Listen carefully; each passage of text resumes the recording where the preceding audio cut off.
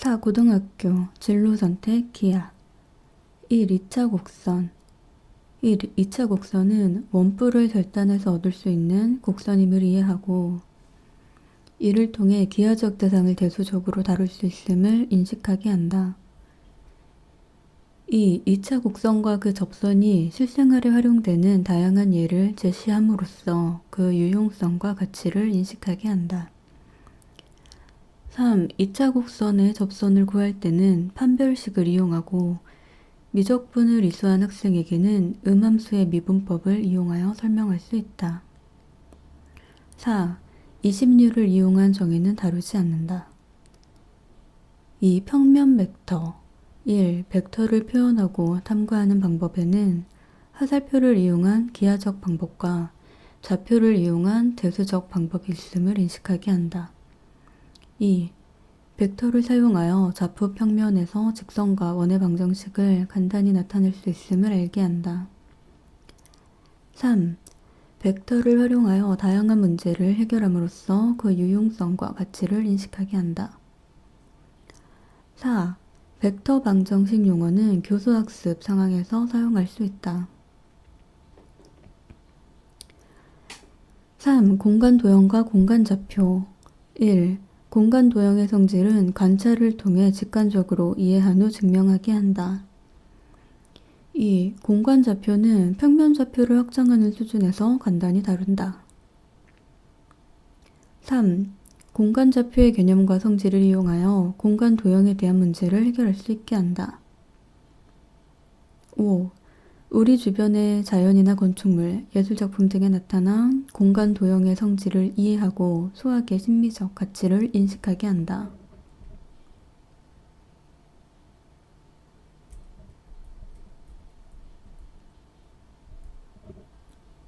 고등학교 진로 선택 실용수학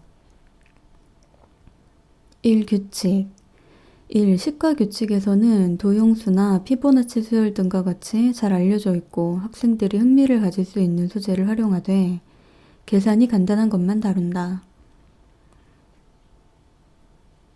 3. 도형의 닮음에서는 축척, 자기 닮음 등을 다루고 이때 공학적 도구를 이용할 수 있다. 4. 도형의 합동에서는 쪽매 맞춤 등을 다루고 이때 공학적 도구를 이용할 수 있다. 5.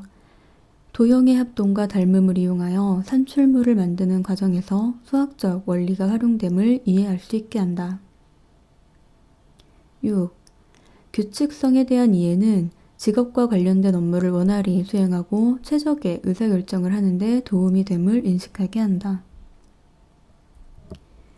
2. 공간 1. 시각에 따라 다르게 보이는 모양을 공학적 도구를 이용하여 확인하게 할 수 있다. 2. 미술작품 속에 활용된 수학적 원리와 관련하여 원근법, 소실점, 외상, 착시 등을 다룰 수 있다. 3. 동일한 입체 도형이라도 관찰하는 방향에 따라 겨냥도를 다양하게 그릴 수 있음을 확인하게 한다. 4. 평면 도형과 입체 도형을 이용하여 산출물을 만드는 과정에서 수학적 원리가 활용됨을 이해할 수 있게 한다. 5. 공간에 대한 이해는 직업과 관련된 업무를 원활히 수행하고 최적의 의사결정을 하는 데 도움이 됨을 인식하게 한다. 3. 자료 1. 다양한 자료를 분석하여 결과를 해석할 때 표나 그래프를 이용하면 편리하다는 것을 알게 한다. 2. 자료를 표나 그래프로 나타내고 그 자료의 전체적인 경영과 분포를 파악하는 데 공학적 도구를 이용할 수 있다. 3. 다양한 방법으로 산출물을 만들어 보고 자신의 방법을 설명해 보게 한다. 4. 자료를 분석할 때 대표값, 분산과 표준편차, 상관관계 등을 이용할 수 있다. 5. 자료를 이용하여 산출물을 만드는 과정에서 통계적 원리가 활용됨을 이해할 수 있게 한다. 6. 통계에 대한 산출물을 만들 때 지나치게 복잡한 것은 지양하고 통계의 유용성을 인식하게 한다. 7.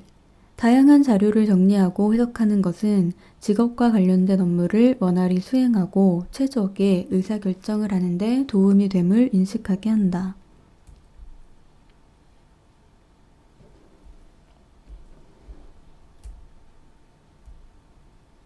자, 고등학교 진로 선택 경제 수학 1. 수화생활경제 1. 경제지표는 물가지수, 주가지수, 취업률, 실업률 등과 같이 대중매체를 통해 흔히 접할 수 있는 자료에 대하여 조건과 상황을 단순화하여 다룬다. 2. 동일한 상품이 국가별로 가치가 다르게 되는 경우가 있음을 환율을 이용하여 이해하게 한다. 3. 통화 가치와 환율의 관계를 설명하고 환율 변동에 따른 손익 문제는 통화 가치의 변화와 관련된 내용을 다루도록 한다. 4. 세금을 다룰 때 동일한 세율을 적용하는 세금인 부가가치세와 소득이나 수익에 따라 차별화된 세율을 적용하는 누진세의 사례를 단순화하여 다룬다. 5. 환율과 세금은 계산이 간단한 문제를 다루되 필요한 경우 공학적 도구를 이용할 수 있다. 2. 수열과 금융 1. 동일한 상황에서 달리와 복리를 적용할 때 이자와 원리합계가 어떻게 달라지는지 확인하게 한다. 2. 동일한 금액이라도 받거나 지급하는 시점이 현재인 경우와 미래인 경우 그 가치가 다르다는 것을 이해하게 한다. 4. 동일한 상황에서 달리와 복리, 연속 복리로 이자를 계산할 때 연속 복리를 이용하는 경우 원리합계가 가장 크다는 것을 이해하게 한다. 5. 미래의 각 시점마다 받게 되는 동일한 금액의 현재 가치가 등비 수열로 표현되고 이들의 총합인 연금의 현재 가치가 등비 급수의 합으로 계산될 수 있음을 다룬다. 6. 금융상품과 관련된 복잡한 계산은 공학적 도구를 이용할 수 있다. 3. 함수와 경제 1. 경제 현상을 표현하는 함수는 3차 이하의 다항함수 또는 무리함수에 한하여 다룬다. 2. 생산은 노동과 자본을 독립변수로 갖는 이변수 함수라고 볼 수 있지만 하나의 변수를 고정한 일변수 함수로 바꾸어 다룰 수 있다. 3. 경제 관련 함수를 다룰 때 독립변수는 자연수뿐만 아니라 실수가 될 수 있음을 가정한다.